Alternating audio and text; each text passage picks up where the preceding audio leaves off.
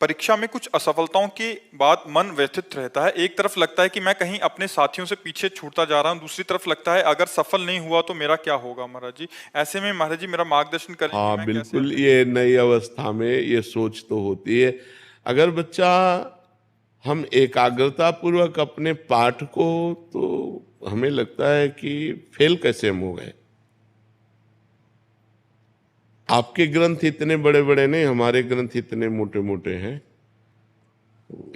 स्वाध्याय हर चीज का 10 साल पहले पढ़ा होगा, अगर वो बात पूछोगे तो अभी 10 मिनट में पूरी उसकी व्याख्या करके बता देंगे। अगर आप प्रयासरत हो, प्रयत्नरत हो, तो अपने विषय में असफल कैसे हो जाते हो। या तो आप ब्रह्मचर्यहीन हो रहे हो, इधर उधर प्रपंच कर रहे हो, अपनी पढ़ाई से विमुख आचरण कर रहे हो, मनोरंजन कर रहे हो। नहीं तो बच्चा, अपने चैप्टर को हमें 1 साल दिया जाता है, 1 वर्ष दिया जाता है अपने चैप्टर को कंठस्थ करने के लिए, पुष्ट करने के लिए। कितनी पढ़ाई होगी। बिल्कुल, मतलब जिस विषय में लगो उस विषय में एकदम। तो हम कह रहे हैं तुम्हारा जो चैप्टर है हम उसे कंठस्थ कर सकते हैं। तो हम इतने कमजोर क्यों हैं कि हम फेल हो जाते हैं। अगर ये हो कि भाई टीचर कोई पक्षपात करता है तो बात अलग है, नहीं तो हम फेल क्यों हो जाते हैं। कहीं ना कहीं हम गलत हैं, हम अपनी गलती को सुधारें। और असफलता मिलना सफलता का एक प्रतीक है कि हमें और जोश आना चाहिए। आप जीवन में कभी असफल नहीं होंगे।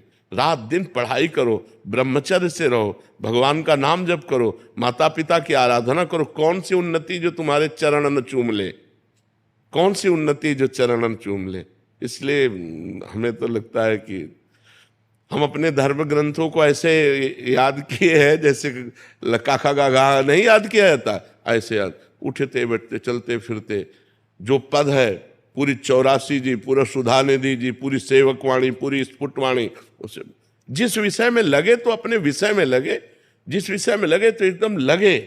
तो आप फेल कैसे हो गए। अपने विषय का ज्ञान आपको क्यों नहीं है। ऐसा तो कोई चैप्टर प्रश्न दिया नहीं जाता जो क्लास का ना हो।